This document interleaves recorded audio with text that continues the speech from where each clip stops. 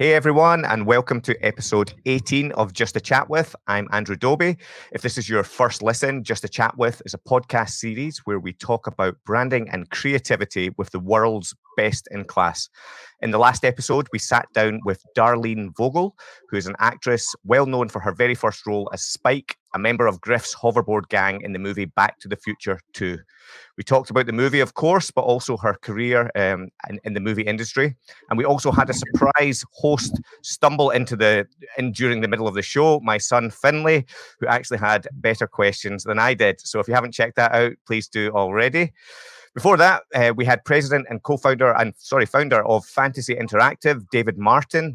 David and his team have worked with some of the world's biggest brands, including Netflix, Google, Facebook, and Huawei. He also told us about how he used to fly himself to work every day. He had plenty of great stories and some really great insights from David, so go check that out. Before that, we had digital artist Ben Radcliffe on the show, Design Matters podcast host and author Debbie Millman, world-renowned designer Michael Wolff, and brand legend Martin Neumeier, and many, many more. So if you haven't checked those out, please do. But today I'm very, very excited as we have none other than Alexandra Watkins, who is the author and leading authority on brand naming. If you've ever eaten a Wendy's Baconator, you have literally eaten the words of our next guest. Alexandra is the chief executive boss lady at Eat My Words, a brand naming firm based in San Diego, California. Alexandra's book, Hello, My Name is Awesome, How to Create Brand Names That Stick, was named as one of the top 10 marketing books by Inc. magazine and proudly sits on my shelf as one of my all-time favorites. Since 2005, Alexandra and her firm have created brand names for hundreds of clients, including Amazon, Coca-Cola, Disney, Gap, Twitter, and Xerox. Alexandra is also a popular speaker, delighting audiences at Startup Grind, Endeavor, Collision, and LA Tech Week.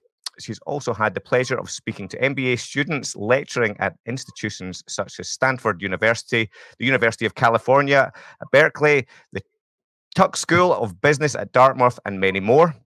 And prior to running her own agency, Alexandra was an advertising copywriter working at leading West Coast ad agencies, including Ogilvy and Mather, where she helped launch Microsoft Windows. In your free time, Alexandra creates imaginative, succulent arrangements in bird cages, teapots, and other interesting containers she finds by scouring the local flea markets in San Diego.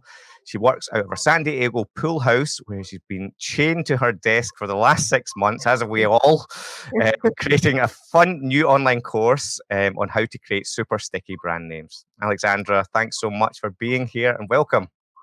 How are you? Thank you. I'm good. Is your son going to make a guest appearance? I want to know what his questions are for me. I know. I was actually, first of all, I was like, "Oh no, what are you doing?" And then I was like, "Wait a minute, these are better questions." So before I came up this evening, I kind of went down. Are you going to come in? Are you coming in tonight?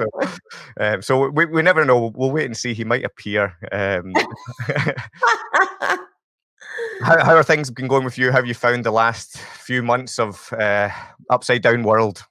Well, I've been okay. I think that as soon as I saw the writing on the wall, which was pretty like in February, I knew that my business would take a hit because when the times are tough, people don't want to pay for a name, or they don't want to pay. They can't afford our full service naming. So that's why I decided to create an online course, and I knew I would have plenty of time to do so, which I did. And it was really fun to put together, and I just launched it a couple days ago. So I'm so glad it's finally done.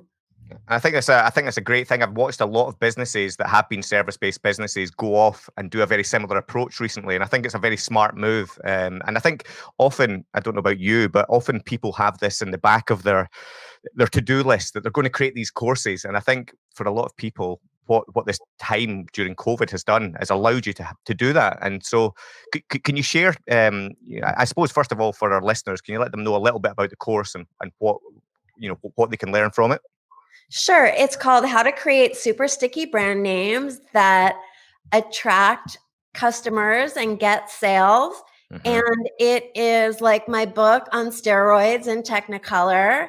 As you can see behind me, I'm really into design, and I designed all of the all of the presentations. There's, I think, 35 lessons in all, Wow. everything from, there's 10 awesome brainstorming lessons that teaches you everything from how to coin names to how to mine the internet to get really good ideas. Mm-hmm. I also have a whole module on name changes because so many people launch their company and then realize that their name is problematic and Yeah. troublesome. So I do this whole, like 4 big lessons on name changes. There's the whole downloadable spreadsheet that people can have of all the things that you need to change your name on, just so you don't miss anything when you relaunch. I teach people best practices. I give them a filter on how to evaluate names to make sure that you're choosing one that's really strong. So, and it's really, really fun. Everything I do, again, if you look behind me, you can see there's a pink refrigerator. That's where I keep my books, and you can see my crazy skateboard, and that's a sofa made out of stuffed animals. So if you can imagine that that's how the course is, it's like fun and colorful and lots of eye candy and like really interesting. It's not, I get really bored learning. So I wanted to make a course that wasn't boring, and there's not a dull moment. And there's like exercises that you do. It's really fun. And people that have taken it have gotten so much more out of it than, I mean, my book you get a lot out of, but the course, it just takes it up 10 notches because you're engaging in exercises and really learning a lot more. Yeah. Well, I think, I'm delighted to be talking with you today. And for our listeners, I kind of mentioned earlier on that Alexandra's book is one of my favorite all-time books for branding. And, for anyone that works in branding, they'll often tell you that naming is one of the most challenging things to do. It can be one of the most fun and enjoyable things to do when you crack it, but very difficult. And every time that at Made Brave, when we go to name something, and whether that's for our business or for our clients, if I'm involved in that, I go off and I read your book, and it usually takes me about 2 nights. It doesn't take long, and it's a really enjoyable read. And I go off and do it, and I use that as a refresher every time I go and create a name. And every time I go and talk, I mention your book, and I'm a big fanboy of this book. So I suppose, could you give everyone a little bit of an insight into, how did you end up niching on just brand names? Because you're a copywriter, you worked in the ad industry initially. How did you decide and choose to just work in naming? Well, when I was a copywriter, every once in a while I would get thrown a bone and get to name something. And I love naming and I was really good at it. But I didn't know that naming was a profession because in advertising, naming isn't part of advertising at all. It's just every once in a while a client would say, like, oh, we need a name for this new car model. But it wasn't taken as a serious project because naming comes at the beginning and it's part of branding, where advertising comes at the end, and they don't really ever intersect. So by the time I discovered naming was a profession, I had already been a copywriter for about 15 years. So that's what I decided I wanted to do. So I switched gears and just reinvented myself as a namer. And people said, you can't make a living just naming things. I said, watch me. Watch this. And, now I have, now I did. And I have a book and I've worked with all these big companies and I've named so many things. So I just was really committed to it. And I'm so glad that I stuck with it and did it. And how did you initially get into writing? So where did your career start in that sense? I think my parents were both authors, so that helps. Yeah, that helps. So I was always, I like the one class that I always excelled in school was English. That's where I just always got an A, and I loved it and I looked forward to it. So I knew when I was in 8th grade, I knew I wanted to be in advertising. I discovered it really when I was very young. And so I just kind of set my sights on that. And I convinced my parents to let me skip college because I didn't need to figure out what I wanted to do. I already knew. So through a series of creative things I did, I was able to talk my way into a job at Ogilvy. So, and kind of start out in life without student loan debt, which was really nice. It's always a help as well. Yeah. Yeah. And at Ogilvy, what kind of projects were you involved in there? How long did you spend there? Oh, it was awesome. I was there for 5 years. I waited until I vested, and which was a smart thing to do because now that little tiny sum of money has grown my pension that we used to get pensions here in the States. Hmm. The clients we work with were amazing, like, American Express and like huge, Mighty Dog, which is a big pet food brand, Mm, and Microsoft, helped launch Windows. So it was just exciting to be able to work on all these big brands. yeah. Yeah. And so while you were at sorry, Ogilvy, you also worked on the launch of Microsoft Windows as well. Yeah. Yeah, and can you give us a little bit of insight into that kind of project and kind of what was involved for someone who's a writer? Well, I think I mean, God, it was so long ago. I think what I remember about Windows more than anything is we were all working on Macs in the agency. And it was just like, God, this is such a ripoff of Mac, right? Everything about Windows was a total ripoff. So it, to be honest, wasn't a pleasurable experience because it Sure. just felt so wrong. Yeah, yeah. And so, so tell me from leaving Ogilvy then, where was your next career move and how did you end up, kind of working for yourself and kind of becoming a copywriter and ending up, where you are today? Well, it's kind of a long trajectory, but I ended up moving. I was at Ogilvy. I worked in 4 different offices: LA, San Francisco, Portland, Seattle. It kind of bounced back and forth, Yeah. and ended up in San Francisco permanently. Worked for a couple agencies there, and then when the .com boom hit, Hmm. I I was traveling a lot and I wanted for myself. I've been to 50 countries, and at that Wow. time I hadn't been to that many, and I wanted more vacation time. And I already had 3 weeks vacation, which in the States is a lot. We only get 2 weeks. Yeah. And I asked if I could buy an additional week, and they said no. And I had a good job. That was, gosh, 25 years ago, and I had a cushy 6-figure job, but I quit. So I quit to go freelance. And that was right when the .com gravy train was starting to take off. And so it was really easy to get copywriting projects Mm, because so many people were writing websites. So yeah. I would, take a 6-week gig writing a website, then go travel for 2 weeks in Europe or wherever and come back. So just go back and forth.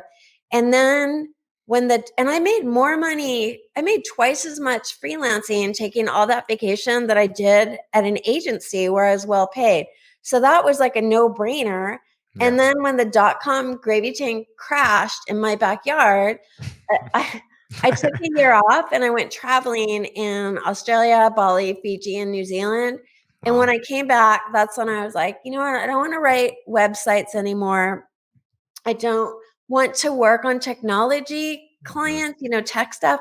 Yeah. So I looked through my portfolio and I had a lot of food and beverage experience. Mm, So I decided that's what I was going to focus on. And I decided to name my rebrand instead of just being Alexandra Watkins to have a company name, Eat My Words. And I started out naming lots of things that make people fat and drunk, thus the name Eat My Words. And so I started just doing a lot of food and beverage work. yeah. First, just copywriting and some naming, and then eventually just all names and taglines. Hmm. And then I broadened my scope because a mentor of mine who worked at Landor said, if you can name potato chips, you can name microchips. You're using the same skill set. Yeah. So now I name everything. It's up pharmaceuticals. We don't do drugs that eat my words. With Diet Coke. And this isn't a cocktail, by the way. This is just water with some colored flavoring. I believe you. You don't need to try and persuade me. I believe you. That's what's in that glass. Well, it is 11 it is 11 ham. So Yeah. for those listening, we're in Scotland here, and it's 7 o'clock in the evening, and it's 11 a.m. Where Alexandra is. So, okay. So, there comes that conscious time. So often people, when they head out into the freelance world and they decide I'm going to work for myself, and I did it. So my name was, I went out as Andrew Dobie, design and photography in the very early days, and within a year you often get very busy, and then I realized I need to create a name. Now, Made Brave was the name that I came up with. Your business. Have you got any advice, I suppose, at the moment, a lot of people are being thrown into potentially freelancing for themselves because there's a lot of people being made redundant, losing their jobs. I suppose for people, have you got any tips for accelerating them and helping them to find and shape that first name? And something, I suppose, that's not going to stifle them either, because as you know, sometimes when we start a business, what we do has to change and flex until we find the right thing. I'm keen to hear your advice, Alexandra. Sure, that's a great question. And exactly what happened to you happened to me, where I grew, right? Like it started out just being me. And then suddenly I got really busy and I needed to hire people. So having a name that was bigger than myself really helped. Yeah. What I would suggest is definitely stop using your own name.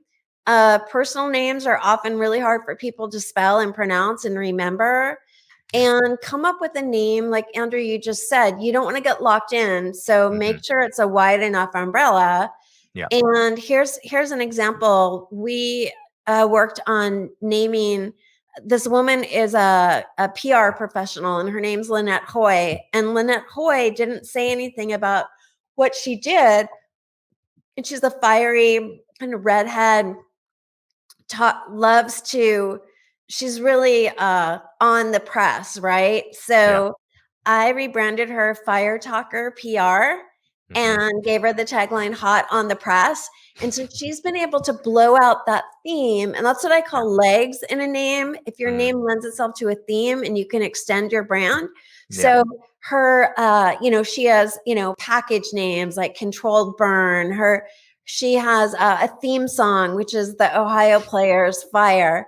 And so she's really been able, she calls herself the fire chief. She works in the firehouse. So that's what you can do. And like at Eat My Words, like the pink refrigerator behind me, that's our icon. It's on my business card, which opens up. It's really cute. And that's where I keep my cool books, by the way. It's a bookshelf. But, we have our blog is called The Kitchen Sink. So that's the type of fun, our tagline is, magnetic names that stick, or sometimes it's fresh names and taglines. You can fool around with taglines and change them, but if you have a name that lends itself to a theme, I would say that's the smartest thing you can do. I totally agree with that. I think I love that the way you say that a name's got legs. With for example, if our business with Made Brave, it becomes so easy because you can talk about boldness, bravery, courage. There's so many themes that come off a name, and I suppose Is there any sort of tips for how people can find those names that have legs, that have those themes? Like how should they start thinking about this stuff? Well, themes can be like, some good themes are, magic, fire. I think a good theme is, like the outdoors is a theme. So just look around you, find things that are interesting. Skiing is a theme. There's so many different themes. If you just Google themes, you'll find ideas. Some other ones, love is a theme, or romance is a theme. There's so many different ways you can go there. But I would say try to get away. Like sci-fi has kind of been overdone, outer space. I would stay away from that. That's been really done to death. So try to come up with something, colors or themes. So try to come up with something a little more creative. Yeah. And do you have a general sort of process that you guide people through, that, when they're starting with that blank page and they're starting a business, and is there a sort of process that you can help, that you point people in direction of to guide them through and how they should create their name? Yeah. Well, the main thing that I do, and this is all in my course, by the way, is you start by, first I have people do a bunch of creative exercises. So they're learning about themes, they're learning about imagery and emotional connections and what makes your brand different and all of that. And then you'll fill out a creative brief. And that's the same one we use at Eat My Words. And you're going to write, what are some desired brand experiences that you want people to experience? Who's your target audience? What are some name styles that you like and dislike? What are some words you might want to explore and avoid? So you're going to, how will your name scale over the years? Because you need to look in your crystal ball and make sure that it will always fit. Then when you start to brainstorm, you're going to go through your creative brief and you're going to choose 12 starter words. Yep. These aren't names, they're just words that might inspire an idea. So if one of the things that you want to convey about your brand, let's say that it's, let's say you're launching let's say you're fast. That's something that you're known for. You're very fast. So then you might ideate around the word fast, not using it as in your name, but you might look at imagery and look at things that are fast, right? Go to a stock image bank and look up the word fast and you'll see conceptual words. So like the name Puma for the shoe, I'm sure that's how they came up with it, right? Puma is a very fast animal. So that's what you want to look for. You want to look for parallels. Metaphorical names are great names for that very reason. So that would be one way that I tell people to come up with ideas. Perfect. And I suppose, are there any pitfalls that, we can help people avoid, Yeah. Yes, there's 7 main ones, 7 hazards. The first one is spelling challenge. If your name looks like a typo, scratch it off the list. I can do this with your listeners right now. Like say, how would you spell the name? Let's see, humanly, and or species, and they would spell it the way it sounds, but then I would tell you species is spelled Speeesees, or humanly is HUAM, some amalgamation of wrong spelling. So anytime somebody hears your name, they're going to think to spell it how it sounds. So you want to make sure your name is spelled exactly how it sounds. That's huge. So don't add an extra letter on the end or leave out a vowel. It's just going to be trouble. You're going to constantly have to spell your name for people. They'll get your email address wrong and won't be able to find you. It's annoying. Don't annoy your customers. Your name needs to be like a welcome mat, not like a do not enter sign. Copycat, you want to make sure that you're not having a name that's like everybody else's. So, stay away from like LY as your ending, or there's some common, ology is overused. Vana is overused as like a suffix. Let's see, S, I have to always spell it out. S-C. R is restrictive. And that's what we talked about. You don't want to outgrow your name. So you want to make sure that, look in your crystal ball, like I said. Annoying is the A in scratch. You don't want your name to feel forced. A forced type of name is like screencastify or schedulicity. It just tries too hard. It crams too much in. Be careful that you don't have, like, if you have one name that has 4 or 5 vowels in it, like that's a problem. So when you're coining a name, for instance, there's definitely a right way to do it. And it needs to sound like a natural word, like Optima. That sounds like a real word. Or Pentium sounds like a real word. Where Screencastify or Yogalicious, right? Yogaology. Those are horrible names. Then the T in scratch stands for tame, and you don't want a name that's flat and boring and descriptive. Your name needs to really make an impact and make that emotional connection. The second C in scratch is cursive knowledge, and that's where it speaks to insiders. Engineers are guilty of this all the time. Like they'll know what something means, but nobody else does. And then the H is hard to pronounce.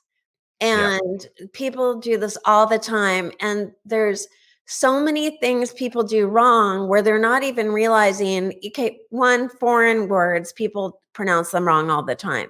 2, you might want people to pronounce your name one way. There's this company and they're named Nectar, but they spelled their name Nektar, and everybody pronounces it nectar. So it doesn't matter how you want people to pronounce your name. They're going to pronounce it the way they think it's pronounced. So don't use umlauts, don't use accent marks, don't do anything that's going to make your name difficult. Nobody wants to have to put a little umlaut. No one, do you know how to make an umlaut on your keyboard? Nobody does. I don't even know what an umlaut is. I need to look. There you go. And then other mistakes to avoid, don't use CCTLDs, which are country code top level domains. So that's where people use like a .us to spell a name like delicious. The bookmarking site that used to have a couple dots in it. They started the trend and then nobody knew, but they dropped the dots because they were so troublesome.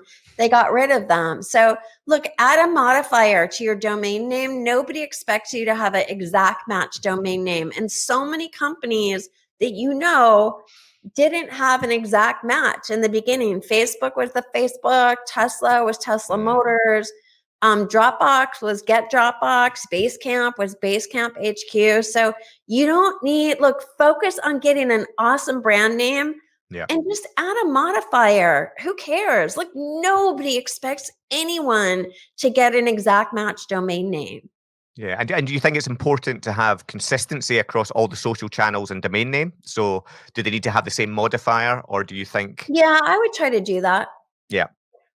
Yeah. Yeah. And I had a question rummaging about in my head there when you were talking. What was I thinking there? My mind just went completely blank. Well, I'll jump on here. I'll jump on another question we had here because we have some senior strategists at Made Brave, and one of them, I asked them if they had any questions for you. And Ross, one of our senior strategists, asked, what was your favorite name that you've come up with? You've obviously come up with hundreds of names over your time, but also what's your most favorite name that you wish you've come up with? Okay. My favorite name ever is a frozen yogurt franchise that I named Spoon Me. I like and it. the name that I wish I came up with that I love, my very favorite name ever, is a bike pump named Joe Blow. And who came up with that one? Do you know? I have no idea. Well, if they're listening, well done. So you've and also we have another question from Brian, who's one of our copywriters in our team. And he says, how have your tactics and techniques changed since your early days as a copywriter? So I suppose how have you developed and the way you work? Well, something that's been great for me is I have 15 years worth of name lists that I can access now. So no project is never new. Like right now, I'm naming something that's very small. I have named so many things that are very small. So I have dozens of lists. I have hundreds of lists of names, but like I just know that I can go back and access all that I've done before, which is great. So it's gotten much easier for me. Another thing that's changed is the internet has so many more tools now that I use. And, those are things I reveal when in my course, and I show people how to use them. But, in the old days, there's one book that I love, and I used to have to look in a book, this big, thick book. And now it's like all on the internet, right? Yeah. So that's been tremendous. It's just so helpful. And plus, I've just gotten better at knowing where to find ideas. Yeah. So I suppose I've just remembered my question. There's lots of tools that you use. And, of course, we would encourage our users to look at your book and look at your new course. But I'm wondering, is there any tools out there that you could recommend to people that, that are in that naming process or that you find useful that kind of, that you can help with? Well, the very first place everyone should look is a thesaurus. And I think that in my course, we go through this process of naming a frozen yogurt store, and I just look for the word cold, which is a word I pulled out of the creative brief. And there's tons of ideas like right in the thesaurus, like really great words. So it's in dictionaries too. Look at online dictionaries. They often have words and synonyms. So phrases. So those are some ideas. Book titles you can find ideas from. Yeah. So the internet is a pretty rich source of ideas if you know how to mine it. Yeah. And how important do you feel it is, Alexandra, to be able to trademark your name? Oh yeah, you should really trademark it. I mean, you don't. A third of the business that I do is with people that have gotten in trouble for trademark infringement. Yeah. So, because they didn't know. And like, how would you know? Because if you've never named a company before, Yeah. people just don't know any of this stuff. No one teaches it in school, really. So you do want to have your name trademarked. You, you know, actually, um, there's this really cool new tool online. I'm not going to tell you what it is, but if you sign up for my course, you get 60 days of free searches, and they're normally $10 a search. So it's Mhm. very cool. It just launched a couple months ago, and I was lucky enough that they found me. But yeah, you do want to do trademark searches, have an attorney actually file the trademark for you, because you Yeah. need to protect your name. Yeah. Yeah. It's hugely important, isn't it? Yeah. Yeah, and I'm interested. You work with brands all the time, and your brands. The names that you come up with help build brands. And something I'm very interested in is that in this world, it's very difficult for people to understand what a brand is and what a brand is not. And I'm wondering if you have a definition of what a brand is in today's world, or you could define or describe it in some way or another. No, I'm not even going to attempt that. I'm not even going to attempt that. Oh my gosh. Because I know so many branding experts, right? Like Yeah, you, and everyone has a different definition. But I will say this, that your brand starts with your name. It really does. I mean, yeah, there's all the ingredients that go into your company and everything. But if your name, think about your name, it's the first thing people will come in contact with, right? It's yeah, the first thing they see. They're either going to see it on social media, or see it on a product shelf, or they're going to see it on your name tag at an event. So that's your first point of contact. Your name will get used more often than any other investment that you make in your brand. And it will last longer too. Think about your own personal name. How many times in your life have you said your name, or has mm, somebody else said your name or read your name, right? yeah, It lasts forever. I mean, think of a name of like Arm& Hammer baking soda, right? It's been around for a million years, right? So think of the longevity that's going to go into it. And that's why you want to put a lot of time into it. But if that's just the one thing you have for your brand, it will always be your name. So, like with Spoon Me, the frozen yogurt store, we built the brand around the name. So yeah, before they even opened a store, instead of coming soon, the sign said spooning soon. And yeah, on the front door, it said, instead of no shirt, no shoes, no service, it said no shirt, no shoes, no spoon. yeah, And then they had spooning hours. And then they were in Utah, where it's very religious. And so it said no spooning on Sundays. So it was like very fun. So before you've even yeah, walked into the location, you already have an affinity for the brand, right? They yeah, had t-shirts like "Shut Up and Spoon Me." They had so much fun with that name. Their bathrooms had graffiti in them that were like movie slogans that had a twist. So from Rocky, "Yo Adrian, let's spoon," or from Jerry Maguire, "You had me at spoon me." So like that's what you can yeah. do with a brand name. You can just extend it. So that's why I think your brand does start with your name. Yeah, no, fantastic, fantastic. And yeah, I suppose knowing yourself now and kind of where you've got to in your career, we have quite a lot of young creatives listening, and they're just starting out, and they kind of want to, someone's maybe listening just now thinking, I want to do that. I want to do what you're doing. Have you got any tips or advice that you would give your younger self if you could go back now? Well, to my younger self, like how young? Just getting started. So you've Just left school, getting you've left started. school, and you want to do this, and I need to get Well, started. don't let anybody tell you you can't do it, because people did say you can't. Like I said, you can't just name things. And I knew that I could. You have to believe in yourself and surround yourself with people that believe in you. And if they don't believe in you, you really question your relationship with that person, honestly. And then just looking, like, I was luckily, had good, parents, and always believed in myself and was encouraged.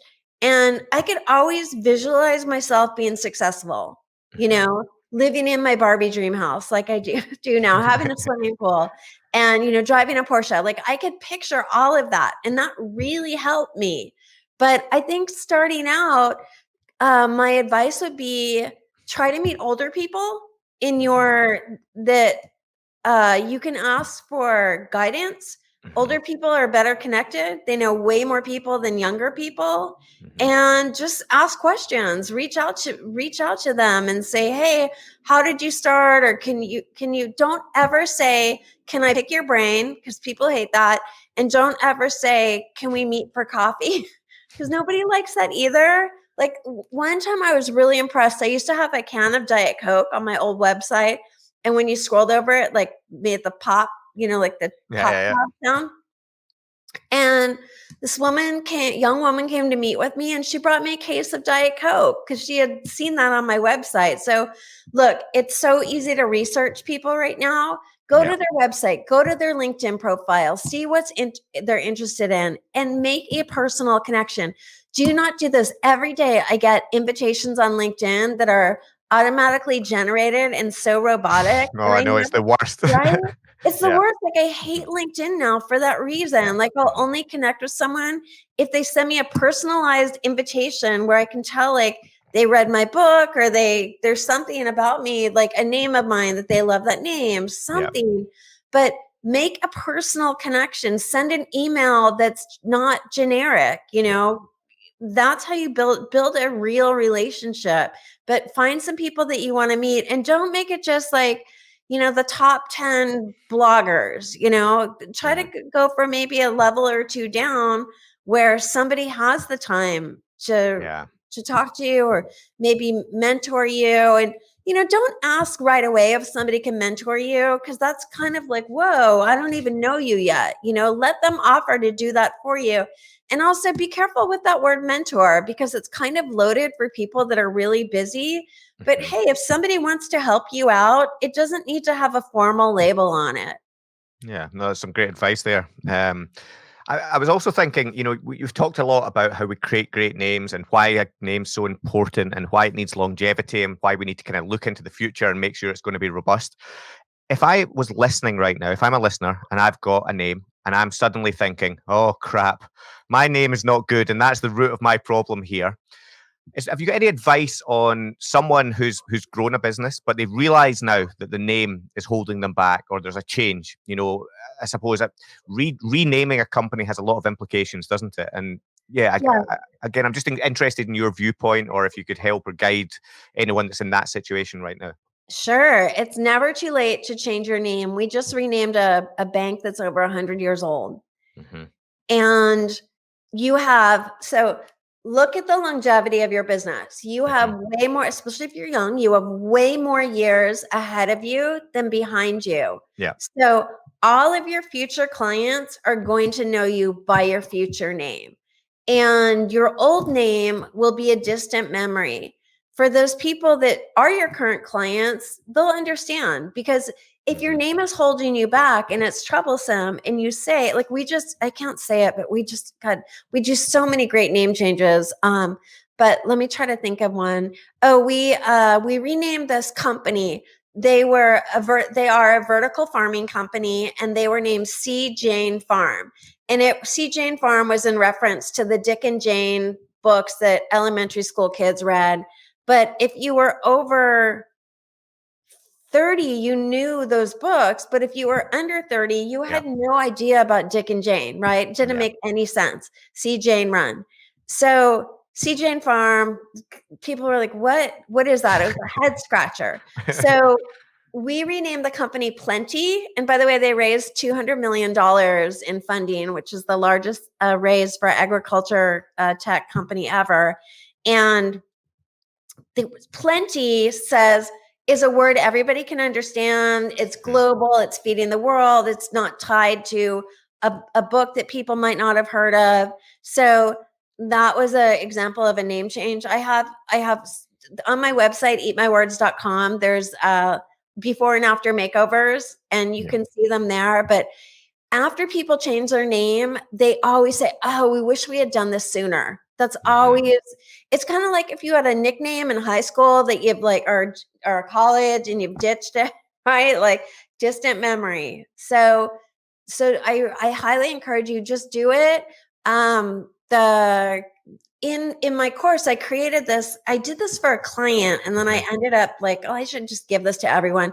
So in my course, I call it the mother of all spreadsheets. It's a rebrand checklist. It has like 200 things where you might possibly need to change your name. Everything from, your, post office box to your banking statements, everything like that. I mean, you won't need to do all of it if you're a young company, but if you're a huge company, there's a lot to do. Yeah. So that's part of what you get in my course.